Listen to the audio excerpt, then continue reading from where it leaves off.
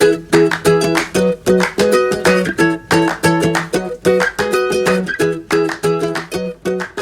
Raleigh Vineyard.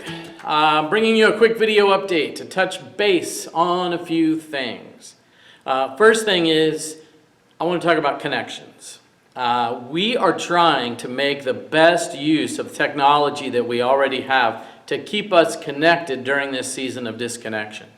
We're going to be on Facebook, Instagram, Zoom, email, text messaging, and the YouTube. In fact, this Thursday night, tomorrow night, March 19th, from 7 o'clock to 8:15 p.m., we'll have a Zoom gathering online for anyone interested in joining in. Now, there was an email that was sent out through MailChimp with an invite to this meeting. If you didn't get that and you don't have the link, send me an email and I'll send you the personal invitation, the personal link, so you can join us for this online gathering where we can touch base, share stories, pray for each other. We're also going to continue to post helpful resources to our private Facebook page. Now, for the next few months, we're also going to be cross-posting to our public Facebook page, but what you put on the private page will remain private. Now, the second thing that I want to talk to you about are Sunday mornings.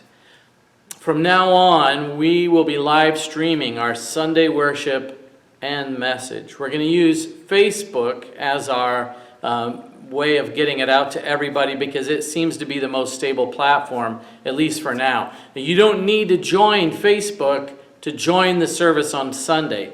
We'll be live streaming our service on our public Facebook page. So if you can get on the internet, you can get to that without joining Facebook. Details are going to be sent out, though, soon, very soon, by email to tell you how to connect to that meeting on Sunday morning. Third thing I want to talk to you about our prayer request. We want to really lean into prayer for each other, maybe more than we ever have before during this unusual season. So please email any prayer requests you have for the week to our church office at vineyard@raleighvineyard.org. vineyard@raleighvineyard.org. And we'll be sending out those updated prayer request list to the whole church mail list twice a week in order to help us stay engaged in looking after each other.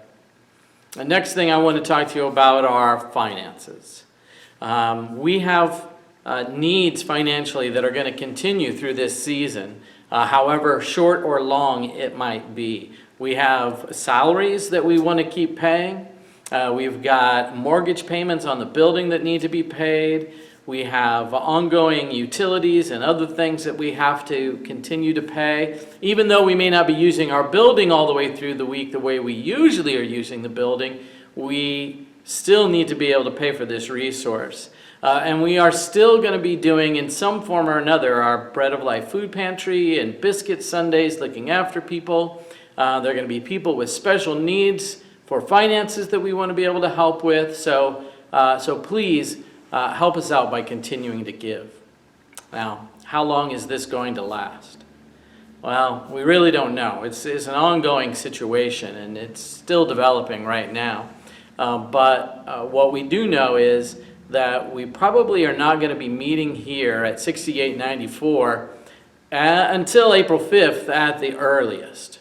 It's, like I say, an ongoing situation. We'll keep you posted as things develop. But for now, don't plan on a Sunday morning gathering here or a small group gathering here, at least until April 5th, but we'll keep you posted.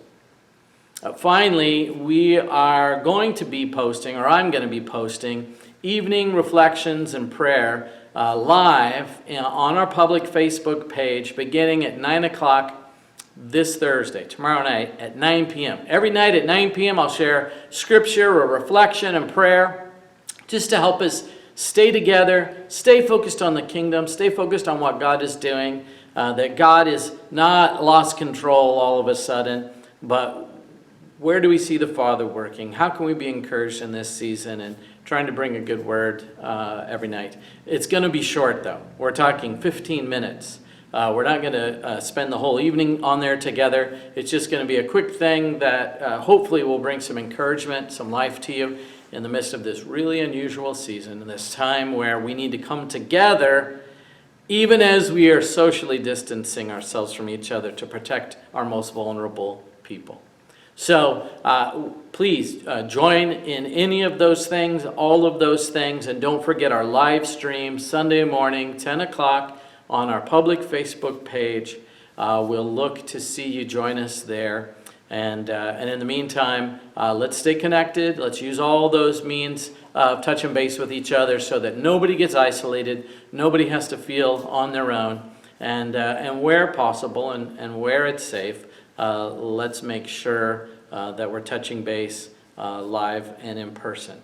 When it's safe, when it works, when we can maintain all the proper protocols so that we can protect the people around us who are the most vulnerable right now.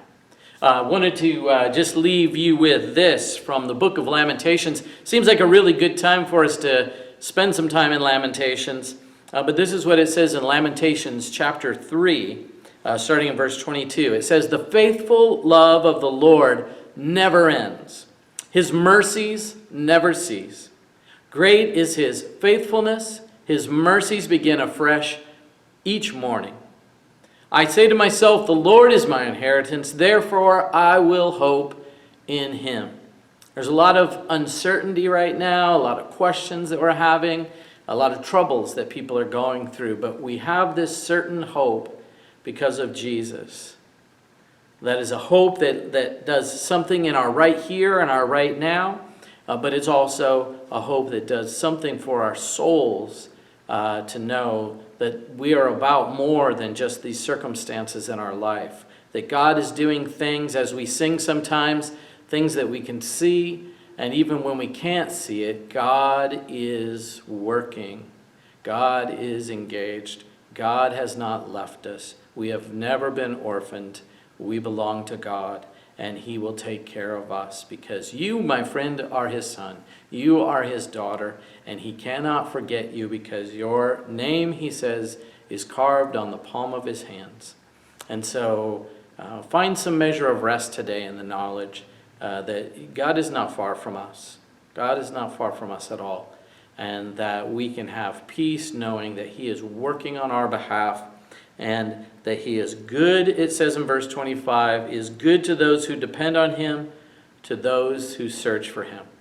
And so over this weird season we're in, let's set our hearts on searching for him with all that's in us, that we will make him our focus in the midst of these troubles.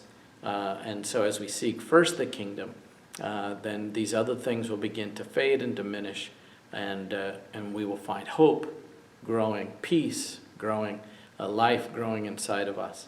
All right, God bless you. Look forward to talking with you, not just at you, very soon.